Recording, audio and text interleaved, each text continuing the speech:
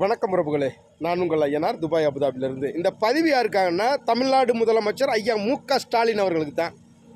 எதுக்காகன்னா புதுக்கோட்டை மாவட்டம் கந்தர்வக்கோட்டை பகுதிகளில் கல் குவாரிகள் அனுமதி இல்லாமல் ஒரு சின்ன அனுமதி கொடுத்துருக்காங்க, அனுமதி கொடுக்காமல் இருந்திருக்காங்க. அந்த பகுதிகளில் கல் குவாரிகள் வேண்டாம் அப்படின்று அந்த பகுதி மக்கள் எல்லாருமே போராடுறாங்க. ஆனால் அங்கே ஒரு சமூக ஆர்வலர் வீடியோ எடுக்கிறார் மொபைலை வச்சு. வீடியோ எடுக்கக்கூடாதுன்னு மொபைலை பிடிங்கிறாங்க, தனியாக கூட்டி கொண்டு சத்தம் போடுறாங்க, அடிக்க போகிறாங்களாம். நான் என்ன கேட்குறேன், தமிழ்நாடு மக்கள் வாழ்கிறதுக்காகவா இல்லை மலைகளை உடைச்சி அந்த ஊரில் இருக்க மக்களை ஃபுல்லாக சிரமப்படுத்துறதுக்காக நீங்கள் பண்ணுறீங்களா? உங்களுக்கெல்லாம் வெக்கமான சூடு சொன்ன இருக்கா இல்லையா? நீங்களாம் எதுக்கு ஆட்சி அதிகாரத்துக்கு வர்றீங்க? ஆட்சி அதிகாரத்துக்கு எதுக்கு வர்றீங்க? மக்களுக்கு தேவையான விஷயங்களை செய்கிறதுக்கு வர்றீங்களா? இல்லை இந்த களிம வளங்களை கொள்ளையடித்து உங்கள் குடும்பங்கள் மட்டும் வாழணும்னு நினைக்கிறதுக்காக நீங்கள் ஆட்சி அதிகாரத்துக்கு வர்றீங்களா? நாங்கள் மறுபடியும் ஆட்சிக்கு வந்துடுவோம், 200 தொகுதியில் ஜெயிச்சிருவோம். உங்களுக்கெல்லாம் என்னங்கய்யா தெரியுது? உங்களுக்கெல்லாம் மக்கள் ஒரு விஷயத்தை வேணாம்னு சொல்லி போராடுறாங்க. அவங்களுக்கு அரசு போய் முன்னின்று தேவையான வசதிகளை செஞ்சு கொடுக்கணுமா இல்லையா? ஒரு குவாரி அனுமதி கொடுக்கணும்டா குறைஞ்சது ஒரு 500 கிலோமீட்டருக்கு மேலே தான் இருக்குன்றாங்க. ஆனால் 500 கிலோமீட்டருக்கு உள்ளே இருக்குது, அந்த கிராமமே இல்லைன்னு சொல்லி ரெக்கார்டு கொடுக்குறாங்க அரசு அலுவலர்கள்.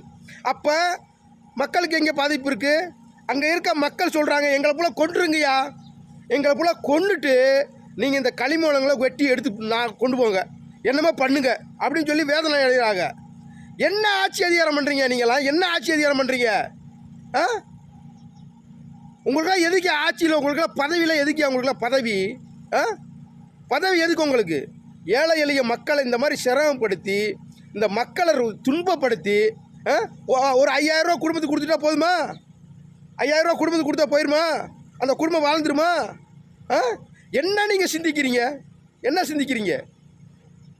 ஏயா இப்படி ஏழை எளிய மக்கள் வயிற்றில் அடிக்காதீங்க. நீங்களாம் நல்லாவே இருக்க முடியாது.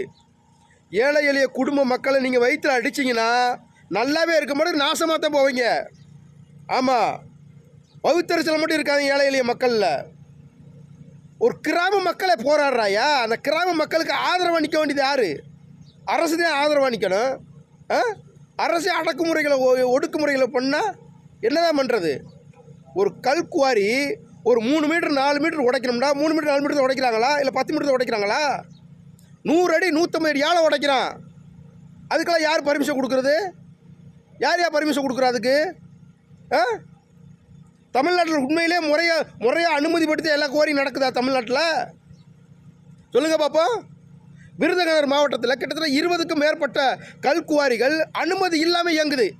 இப்போ நீங்கள் ஸ்டோன் கேமரா வச்சு நீங்கள் போய் பார்க்குறீங்க. சமூக ஆர்வலர்கள் தொடர்ந்து உங்களுக்கு கம்ப்ளைண்ட் கொடுத்துக்கிட்டே இருக்காங்க. அதுக்கப்புறம் நீங்கள் ஆய்வு பண்ணுறீங்க. ஏன் அதுக்கு முன்னாடி ஆய்வு பண்ண மாட்டீங்க? திமுக அதிமுக 2 கட்சி ஆட்சிக்கு வந்தாலுமே கல் குவாரி நடத்துறது யார்? ஒன்று திமுக ஆட்சியில் இருப்பாங்க, இல்லைன்னா ஏடிமுக ஆட்சியில் இருப்பாங்க. வேறு யார் கல் குவாரி நடத்துறது? யார் கல் குவாரி நடத்துறது?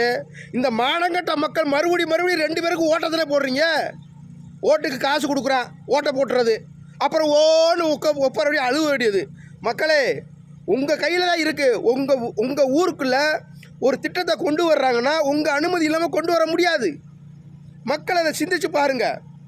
இவர்கள் ஆட்சிக்கு வருவது பணம் சம்பாதிப்பதற்கு, அவங்க குடும்பம் காலங்காலமாக நல்லா செல்வாக்க வாழ்கிறதுக்காகத்தான். ஏழை எளிய மக்களுக்கு உதவி செய்கிறதுக்கு இல்லவே இல்லை. இதெல்லாம் மக்கள் புரிஞ்சுக்கணும்.